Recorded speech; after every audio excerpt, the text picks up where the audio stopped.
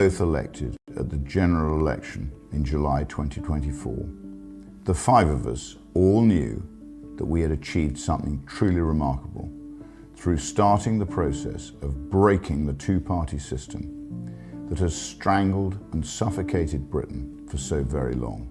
It was a special moment, and it was an honour to walk into that building as part of our group of 5 MPs. I treasured that then, and despite everything, I still treasure it today. However, now in 2026, we're in a very different place. The landscape has changed dramatically. Our differences over the last 18 months are well documented. I do not agree with how you remove me from reform, but let's not recycle those same arguments again and again. I want to move past that. The country we both love is changing beyond recognition. Millions of people feel like strangers in their own communities. They work hard, pay their taxes, obey the law, and yet they see no fair reward for any of that. They see a patriotic right hopelessly divided.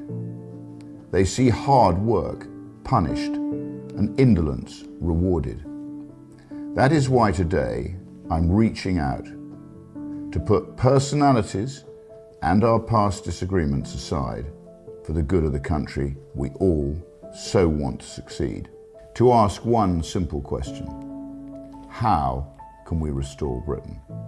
If we agree on 5 fundamental principles, then I believe we can, should, and must find a way of working together in some form to make it a reality. Reform has taken a path that has moved its core offering away from what I believe is necessary to restore our country. On many issues, we agree. On others, we do not. But I'm hopeful that a common way forward can be found and forged. But any agreement or cooperation must be based on the following values, policies, and vision. First, restoring our borders. Ending mass immigration is not enough. The hour is just too late for that. It must be reversed. As you know, Restore Britain has taken the unprecedented step of publishing the most comprehensive deportation policy ever produced in British politics. That plan must be implemented in full and to the letter. Every illegal migrant must be deported, and yes, that must include women and children. Our plan has outlined exactly how that can be achieved within one parliament. You previously stated that mass deportations are a political impossibility. Not only must mass deportations become a political possibility, mass deportations must become a political inevitability. They must all go. Legal immigration has caused even more damage.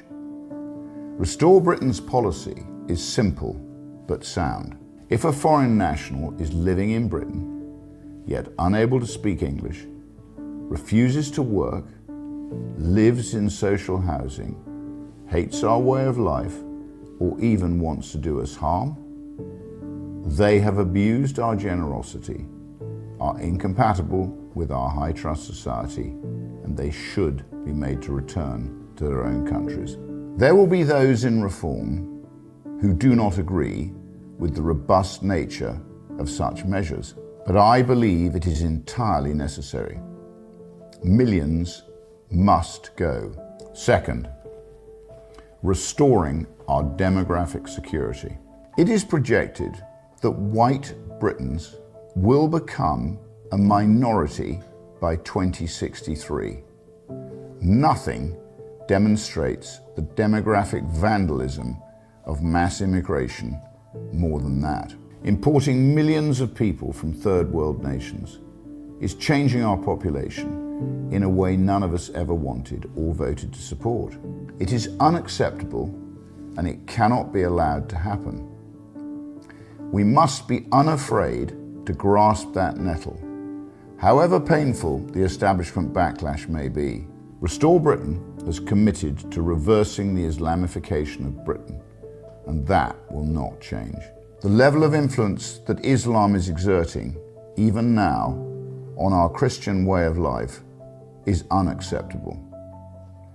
Any future cooperation must include the banning of both halal and kosher slaughter, the burqa, cousin marriage, mass dominating public Islamic prayer, Sharia courts, and any other barbaric foreign practices that have no place in our high trust society.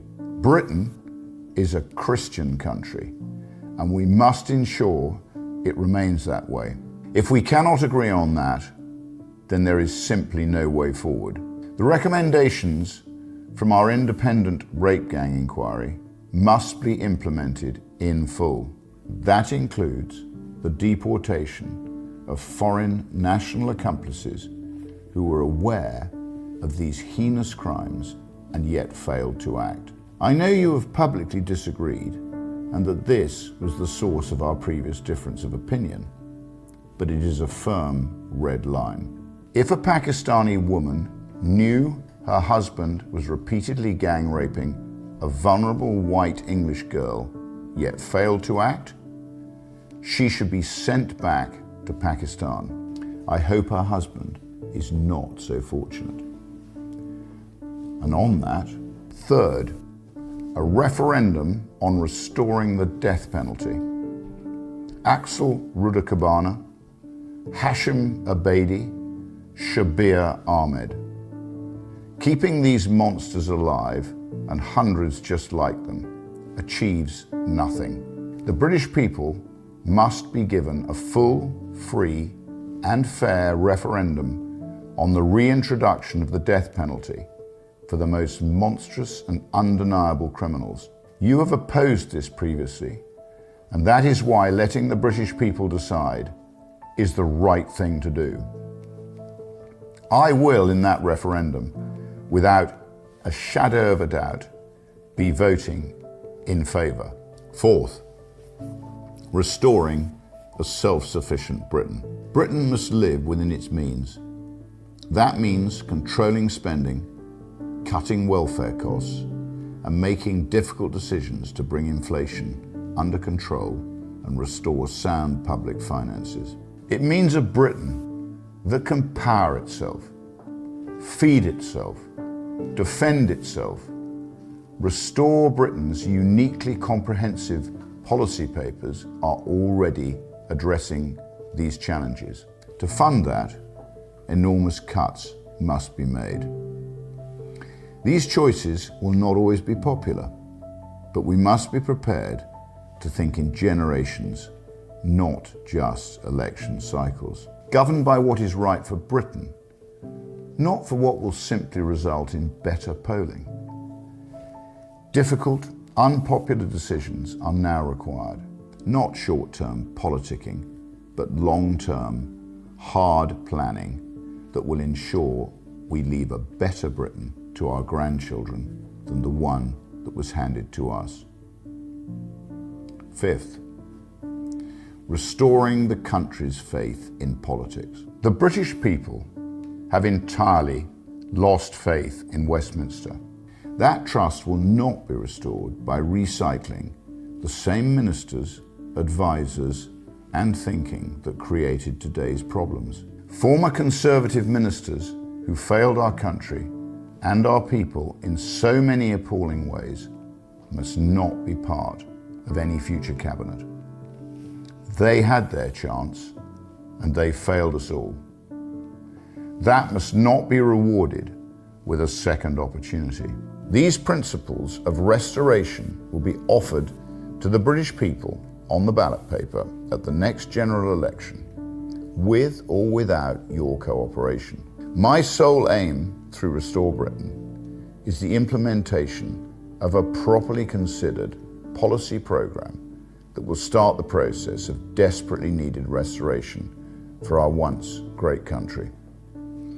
I do not care how that is done. I only care that it is done. So Nigel, my message is simple. If you are prepared to work together around serious policies, serious reform, and serious government, then so are we. Not because it's politically convenient for Restore Britain, not because it's personally easy. After the events of the last 18 months, I would certainly rather not be making this offer. But millions and millions of British people deserve a patriotic government that puts our national interest before any personal differences that you and I may have. If you disagree, that is your choice. Restore Britain will be ready for what comes regardless.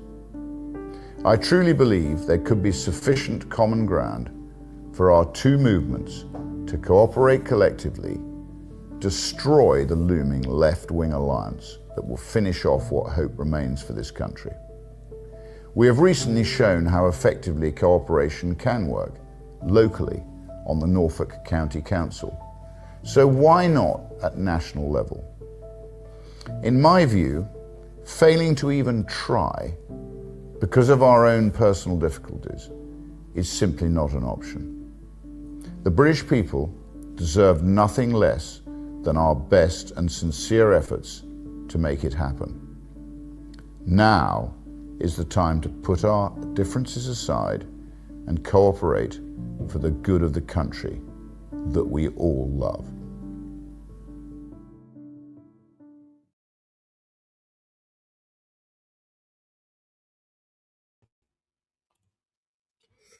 Well, Paul, good morning. How are you, mate? Good morning, Richard. I'm all right, my friend. It's a bit early for me, I've got to tell you. But listen, I had bedhead. I did a little video yesterday. I hadn't even put any water on. I'm gonna have to get my hair cut. I hadn't even put any water on my hair, and it was just like that. It was like that. But I've got. It's a bit better this morning. But listen, everybody in the chat, you're all very welcome. We've got 700 people in at 9:30 on a Sunday morning now. It literally is against my religion to talk about politics on a Sunday. I don't normally do it. Paul knows, because Paul will come on and say, Richard, what about, and I don't really want to do a live stream. I do the odd one. But anyway, putting all that aside, this is, I think, I'm excited about this, Paul. I'm always the optimist. So when somebody throws me a bone with a few scraps of meat on it, I'm, like a Rottweiler on it. I'm gnawing at it straight away. What about you, Paul? What do you think of this? Let's just be straight. Is it a political stunt or is it genuine? That's the first question. I've been speaking to other people, senior people in politics, people that I trust about politics. And again, I'm really excited about it. What are your thoughts, Paul? Well, I'm going to take it at face value, Richard. I'm going to look at it positively. That's the thing. I mean, look, we've been calling for months now for Rupert to unite. He has put out this amazing offer this morning. There are one or two things there that if you was going to be harsh, that you could point out. You could say that the points that Rupert points out that are non-negotiable might seem more like a takeover than an offer of a friendship, of a willingness to. But look, that's what negotiation's all about, right? It's when I was going to say, when you're going into a negotiation, yourself, you've been in business, you look at what you want, you add 100%, then you add another 100%, and then you get down to the actual nuts and bolts of what you really want. And I think if that's what this is, which is what I think it is, because look, Rupert's a businessman. I've a very good one. I've spoken to Ben very briefly this morning about this, and again, Ben's saying that we need to do something. So everybody agrees that something needs to happen. And listen, Paul, I've been critical of everybody. I've savaged every single one of these people. That's just the truth, right? Yeah. And again, I'm really excited about it, Paul. I'll be honest with you. I'm really excited.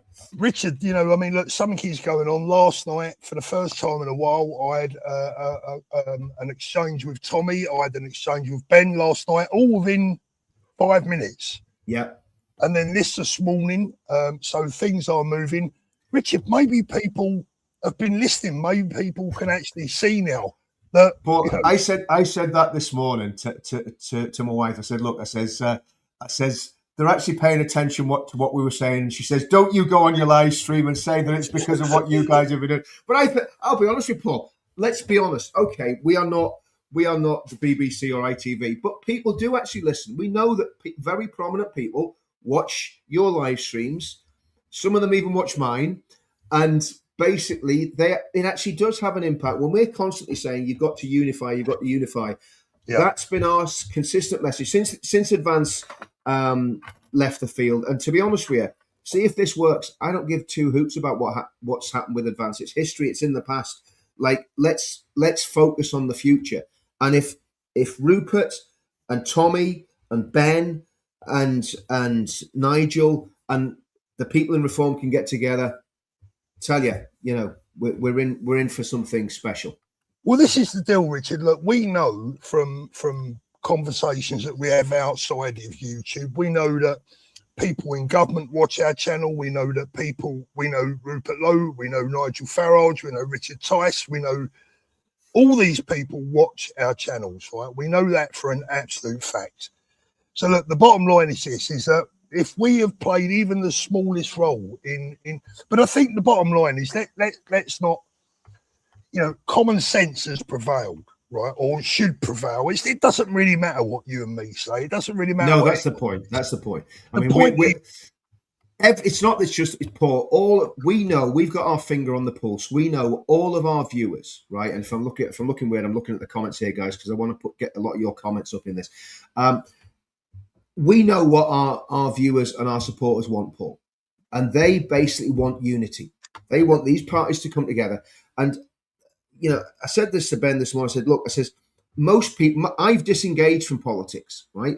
Until this morning, I was like, do you know what? I'm done with that. I'll vote, but I'm not going to promote any specific party. You know, I'm going to basically just do my own thing and speak what I think about it. But now with this has excited me again. There's such potential here, Paul. Do you know what I mean? And that's what I've got really. Well, Richard, I woke up this morning, I saw the messages, and I literally jumped out of bed like I haven't jumped out of bed for, well, many, many years. Yeah. The last time I jumped out of bed that quick, I was younger, and it was someone else's bed. You know? He jumped out of bed so quickly, his pajamas fell off. But no, look, great news. I mean, look, I think the bottom line is common sense has to prevail.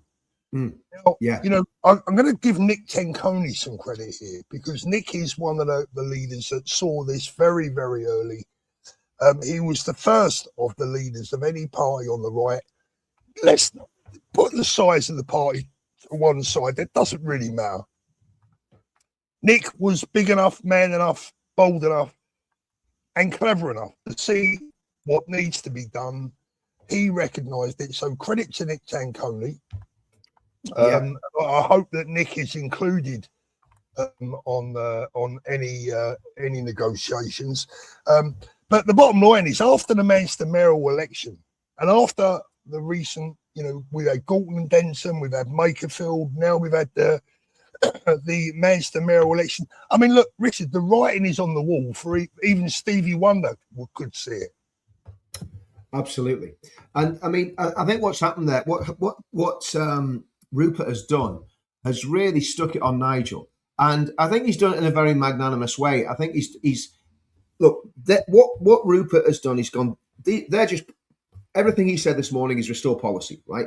And I agree, there's only one tiny thing I don't agree with him, and I'm not going to go into that today, but maybe it's two things that I'm not 100% on. In fact, I am going to go into it. I think one of the things was the thing about, you know, people that had been in, I think, Tory cabinets can't be part of the, you know, the thing. Now, when it comes to Zahawi and Nadine Dorris, I agree 100%. When it comes to Suella Braverman, I don't agree, because I think she's very talented. I think she's a very good politician.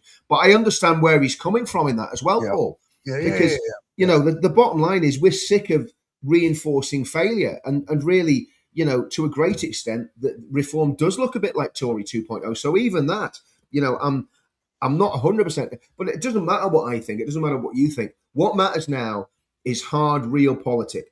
And these guys have got to get together in a room. And I think Tommy has to be included in that, because at the end of the day, whether you love or hate Tommy isn't the issue.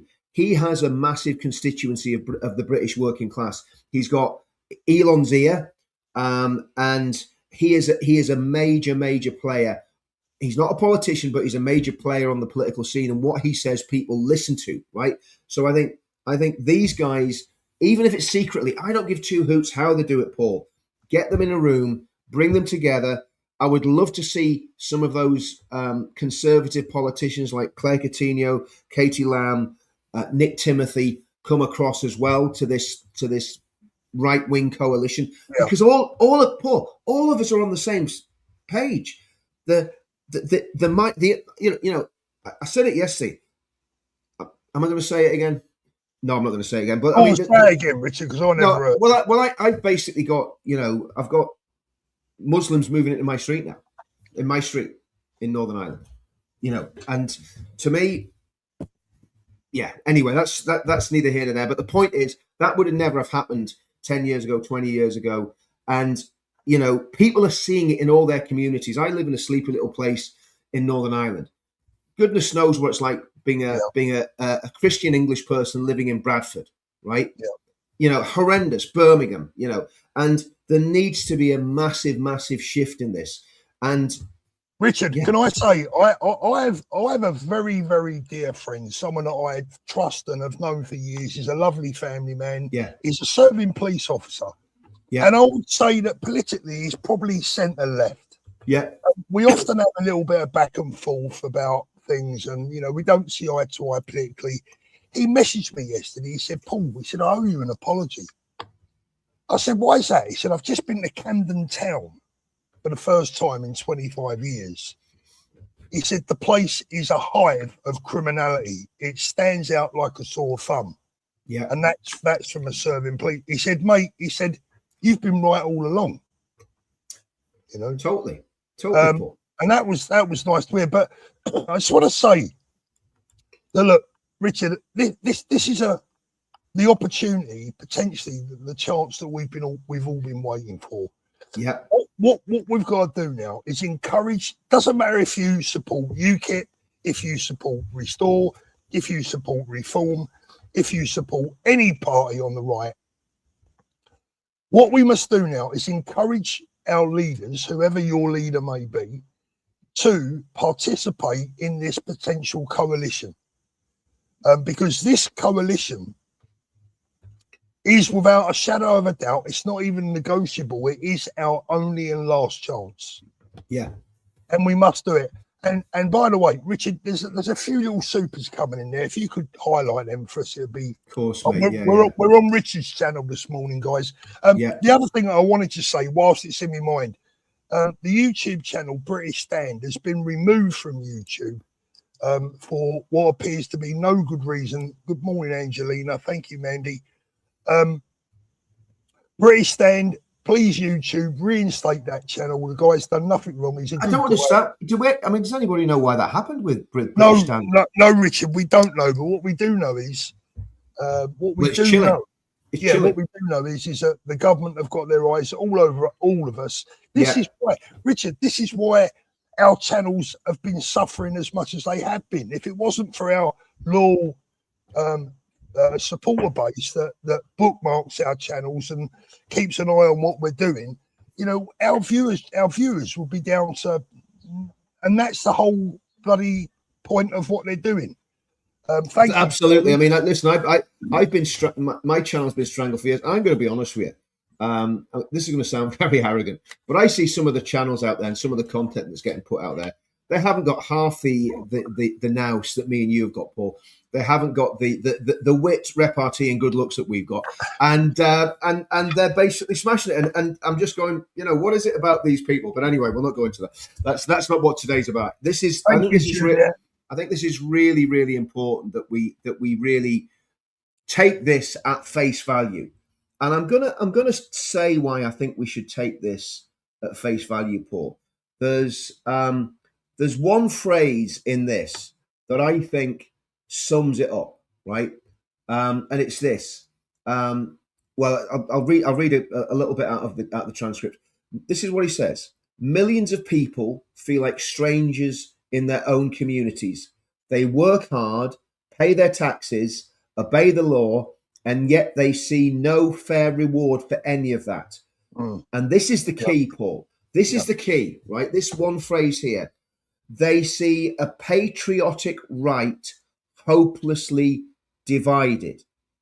Now that's Rupert's. That's word for word what Rupert said in his statement that he's just put out. And I think that does sum up exactly how we all feel. And I believe that is genuinely from the heart from Rupert. And do you know what, Paul? As much as I have massive misgivings about Nigel Farage, massive misgivings, and everybody knows that.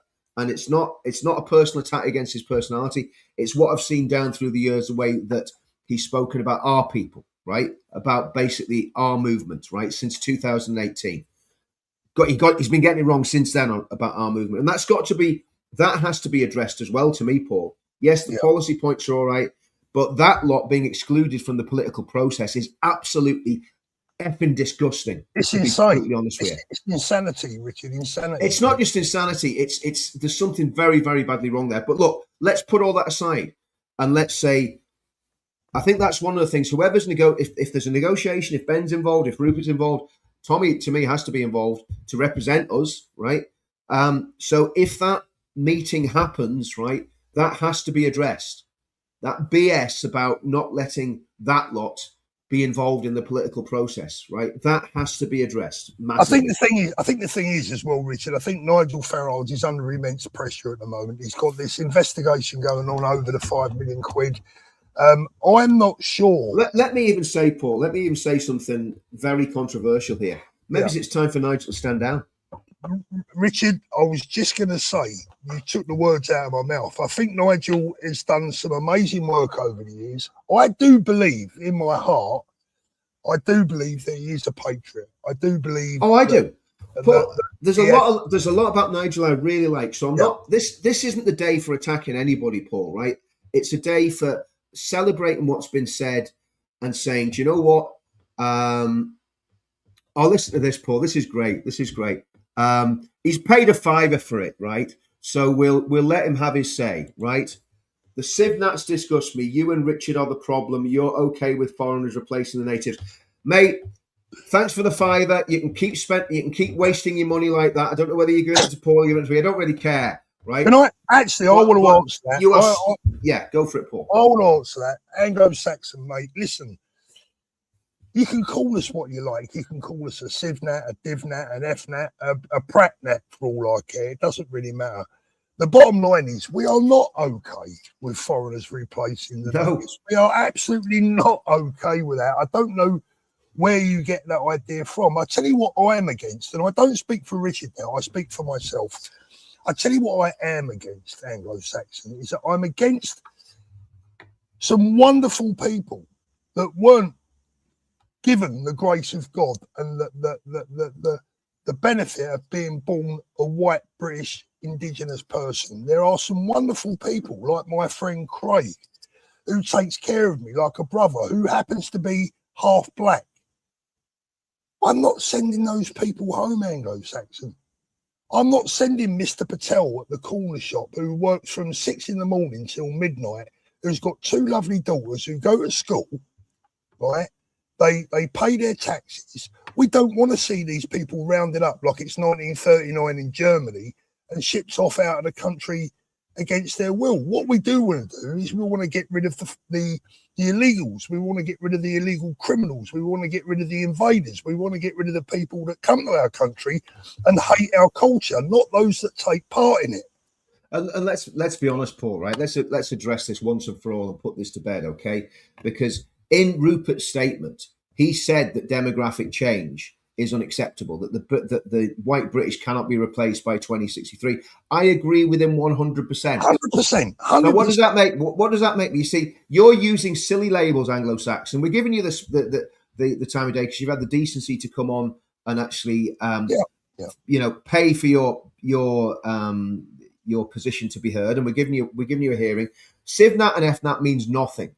It's a completely, it's a ludicrous, and I'm not using those phrases anymore because it's a ludicrous phrase that's there to deliberately divide us. Can we go back, Richard, to what we've always said? Exactly. Red, white, and blue in your heart. Yeah, exactly. Right? If you genuinely have red, white, and blue in your heart, you believe in Christianity, you believe in our culture, you respect our history, you respect our culture, you respect our laws, then you're welcome. But what we also don't want to see is the white indigenous British people completely overrun. Exactly right. And that's the whole point. I mean, the reality is, if people are patriotic and they love the country, look, I'm not going to go down that road because he's trying to drag us into that anyway. Yeah. And to be honest with you, mate, if you hadn't paid a £5, you'd have been banned from the channel. So there you go. Listen, Anglo-Saxon, listen, brother. Do me a favor, right? Before you start labeling us, right, listen to what we actually say. Because if you listen to what we actually say and what I'm the one that's on the hit list for the Muslim Brotherhood. I'm the one that's got lefties targeting me. I'm the one that's got the press targeting me. I'm the one whose business has been destroyed for doing this. I'm the one that spent tens of thousands of pounds doing this for the past 10 years. So all I'm saying is, mate, don't judge a book by what you think it's saying inside the pages. Come on, brother. We're supposed to be on the same side here. But anyway, look, you said fair play for reading, so that's fair enough, Anglo-Saxon. Fair play to you, mate, for making the point. Okay, anyway, this is about unity, Paul. That's what, and I think it's worth reading those things to just highlight that. So now, listen, this is again, whether they ever hear this or not, my message is this: if you're in reform, take this at face value. I don't know if it's a face value. I don't know Rupert's mind or heart, but from what I've read of it, and I've listened to the statement twice. I've read the statement word for word. There's one or two things in there that I'm not 100% with, but that's it.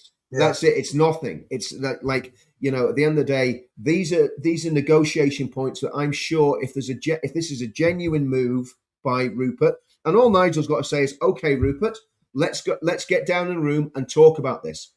If it's dismissed out of hand by Nigel, I think Nigel's finished, mate. I think you're right. Because I believe there'll be a lot of people in reform waking up this morning saying, thank goodness for that. There's a lot of people like me I'm politically disenfranchised. I'm still not won over by either side of the restore reform debate. Everyone knows where my loyalties were, with advance. So us floating voters, these guys need to win us over. Here's the thing, Richard. Here's the thing, right? It puts me in a kind of a difficult spot because for some weeks now, months in fact, I've been backing reform as our only chance, etc. Right now, and I've also been calling to people to unite. Now, if Nigel now refuses to do that, how can I support him anymore? Yeah, exactly. How can we support a man that refuses to unite? Now, here's an irony. I was sitting. Can I just read this by Charlie? Because Charlie's a good friend of your channel, Paul. Yeah, and a good friend of mine as well. Big love, boys. If Nigel doesn't accept this, they're going to lose a lot of support, including me. And I've been reformed through and through. Massive decision. So this is really. I could use all sort of analogies here, but I'm not going to. But it's really make your mind up time. Let's just put it that way. Richard, I was sitting talking to Mrs. T last night, and I said, "Are you happy here?" She said, "Yeah, I'm all right." I said, "I don't really get the vibe that you're feeling it as much maybe as I'd like it to be." And she said, "Oh, I miss home." Right? I said, "Would you go home? If we could go home, would you go home?" And she didn't really answer, and I kind of knew what that meant, right? And then she said, "The trouble is, home doesn't exist anymore. Home doesn't exist anymore. The home that we knew, that we loved, that we grew up in, that we were brought up doesn't exist anymore. And she's right, Richard. It doesn't exist anymore, and we want it back. We want our home back. You know, these lefties, they go out demonstrating and writing because they want other lands to have their home back, right? But they're okay with ours being taken away from us, and they call us racist and xenophobes for the pleasure of it. Yep. No, I listen. I agree. I agree. I mean, the left are a massive problem, and this is what people got. We've got, look, at the end of the day, in an alliance, you've got to make an alliance with people that you might hate, that you might not like, and that's what Rupert's done there. That's what Rupert has offered there. Now, if he's going to be totally dogmatic and say these are the 5 points, we're not going to have any wriggle room on these whatsoever, that's going to be a non-starter as well, Paul. That's when the rubber's going to really hit the road. Okay. Yeah. But I can safely say, look, listen to this. I'm going to read another little clip out of this this speech. Yeah. Yeah. Nothing demonstrates the demographic vandalism of mass immigration more than there's been a minority by 2063. And this is what he says: importing millions of people from third world nations is changing our population in a way none of us ever wanted or voted for. It is unacceptable and it cannot be allowed to happen. I agree with that 100%. Yeah, we must be unafraid to grasp that nettle, however painful the establishment backlash may be, and we know it's going to be painful. Now listen to this, and I agree with this, absolutely agree with this. Restore Britain has committed to reversing the Islamification of Britain, and that will not change. The level of influence that Islam is exerting even now on our Christian way of life is unacceptable. Any future cooperation must include the banning of both halal and kosher slaughter. I'll get back to that in a minute. The burqa, cousin marriage, mass dominating public Islamic prayer, Sharia courts, and any other barbaric foreign practices that have no place in our high trust society. Now, when they announced the kosher thing initially, I was like, I'm not sure about that, because obviously we have a very small Jewish community and it's not as big as halal. I mean, halal's massive, but a lot of Jewish people are saying they can import the stuff anyway. So, you know, I've got Jewish friends that are saying, well, to be honest with you, if it means that we deal with the Islamic thing, we're not really that bothered. Because if you put those policies into place, Paul, and this is where it gets real, if you put those policies into place, straight away, you're gonna basically see millions and millions of Muslims self-migrate back to the fundamentalists. The radical fundamentalists will not stay. Richard, big message here. Henry has just put in a comment there. Lucy Conley has tweeted saying if Nigel refuses to unite, she's done with the party. Wow. Well done, Lucy. Well done, you brave girl. That's massive. This is what we need from everyone. And I tell you what else we need now, Richard. We need people like Ant Middleton to step up, call for unification. Yeah. We need everyone now that loves our country, step up, call for unification. Let's make this happen. This is, Richard, this is our dream come true. This is what we have been fighting for months and months. Unite the kingdom. Unite the kingdom. It was called that for a reason, Paul. Exactly. And this is what this is about, guys. So let's do this. And again, I know we've got friends in both camps here, Paul, right? We've got friends that we were chatting to this morning from both of us were chatting to someone from Reform this morning. And I think, he's a Reform fanatic and he's very happy about this from what I can gather. He seems to be excited about this.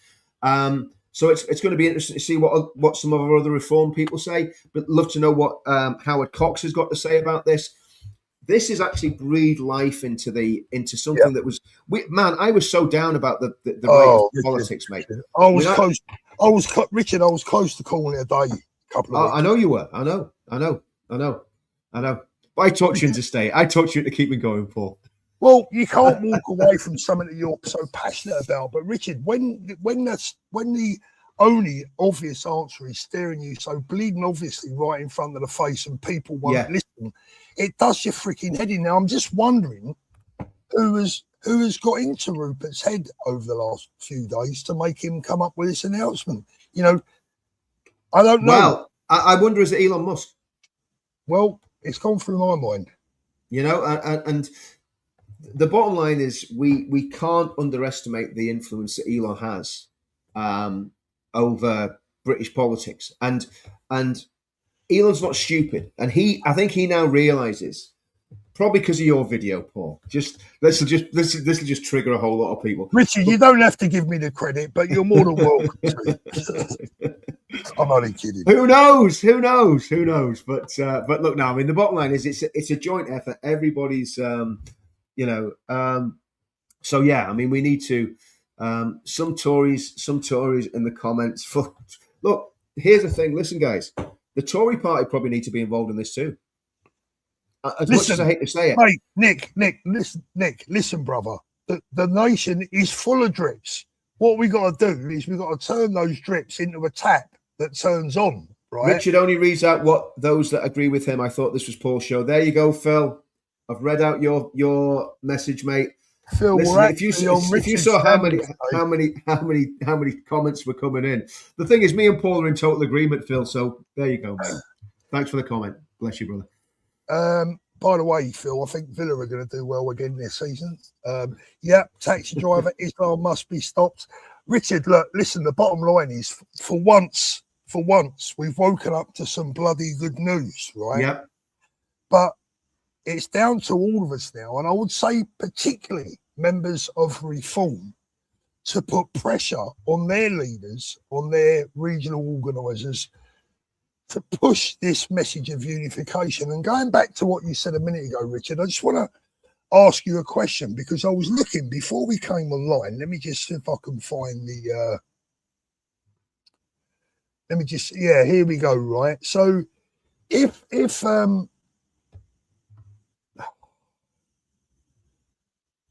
North, do you want to answer that, Richard? Yeah, I do. North, listen, mate, I'm going to tell you something, right? You know absolutely nothing about what that demonstration was about outside Downing Street. If you'd actually read what the sign said, it said, refugees welcome, migrant criminals are not. It was a play on words. It was an anti-immigration demonstration I was at. North, you haven't even got the balls to actually say who you are. You don't put your face out there. You're a coward who's running with a flipping, without even a name, right? So until you put your boots on and put your head above the parapet, your opinion about me is completely irrelevant. But it's not too early in the morning for you to get an absolute shredding. So go back to your computer, go back and do your online warrior stuff, and just realize that this could be a day where we actually see the country saved. I don't know whether you're in the National Front or whatever you're in, but just clear off and go and play in a corner with all your pals. All right. Rich, let's go back to Nigel Farage for a moment, because you said about... Sorry, I just like savaging people every now and then, Paul. Richard, you do it. North, don't take it too personally, mate. He does it to me offline, so I mean, I do it online to you as well, Paul. Yeah, we have it's like being in an abusive relationship with Richard. He savages me, and I keep coming back for more. I know you like it. You're into that S&M stuff, Paul. I like it rough, Rich. I like it rough. Yeah. Right, Richard. Oh, don't. We haven't got any hair to pull anymore, Paul. I've got more than you. That's true. Mind you, not as much as Danny lately. Have you seen he's growing his barnet, mate? He's looking mate, listen, he's had a transplant. Come on. He's looking like he's see if it's all curly on the front, he's had a transplant. Right, let's get back to business, right? So if let's just say, let's do a bit of surmising just for the fun of it. Let's say Nigel agrees to a deal, great. Let's say he doesn't, and let's say the hassle that he's going through at the moment means that he needed to move on. Looking at the latest odds here, on Odds Checker, the next leader of Reform UK, Robert Jenrick is 3-1. Zia Youssef is 4-1. Richard Tice 11-2. Sienna Churcher 16-1. Rupert Lowe 16-1. Suella Braveman 16-1. Layla Cullingham 20-1. Matt Goodwin 20-1. And I think there's another one under there, but I can't see what the name is. Your favourite out of those, Richard? Who would your choice be if Nigel was going to be replaced? Out of the ones you just read out. I mean, I think it's unfortunately it's very unlikely that Rupert's going to be able to step back in and become leader straight away. I think we've got to take Rupert out. I'll be honest with you. Jenrick, look, I'll never forget what Jenrick did when he basically tried to. Well, he did. He turned the security forces on innocent protesters outside migrant hotels, and that caused all sorts of problems for But people. isn't it time we have to look past that now? No, absolutely people not. Learn, No, I don't trust Robert Jenrick. I'm just going to now. If I'm going to be honest, Paul, you've asked me my personal opinion. Yeah, that's what I want. I don't trust Robert Jenrick. Here's a problem we got with reform straight away. Who would your choice be, Richard? Come on. Well, let me just go into some of the choices. Two of those choices you gave me were Muslims, Layla Cunningham and Zia Yusuf. Yeah, that's a problem for me as well. Yeah. I'm just going to be honest, right? Because and that might sound very bigoted and very xenophobic, but it is what it is. Here's a question. So I would say out of the if we could have Rupert as leader, yes, I would have Rupert as leader. Right. Let's remove Rupert from the equation. Let's just say he remains leader of Restore. Then I would go with Suella personally. I would go with Suella. I think from the general public's viewpoint, despite what you said, from the general public's viewpoint, Robert Jenrick is probably the most credible to the wider public, to Middle England. Putting what you said to one side, because the public aren't going to know about what you told us, Richard. In general, they're not going to be aware. Well, I mean, he said it on the floor of Parliament, so it's not like he. Yeah, but they're not. It's not going to be in their heads, is it? Robert Jenrick, I'm not sure. I'm not sure the public will vote for a Tory, mate. Yeah, I mean, you're basically creating the Tory Party 2.0. There, I think that's I would say Suella or even Richard Tice, if that's all we've got. If we can't have Rupert. Well, Suella is an ex-Tory, of course, as well. Richard Tice, I don't think he's strong enough. Who else was in there? Well, one of the guys that was put forward this morning by a friend of ours is Matt Goodwin. I'm not sure that Matt Goodwin is likeable enough. I like Matt Goodwin, but again, what you need, do you know what? I don't think there's anyone apart from Rupert that I would from that list you gave me. If it was, if Ben's name was in there, I'd go for Ben. Suella, I would, if it couldn't be Rupert, I'd go for Suella on that one, Paul. That's just yeah.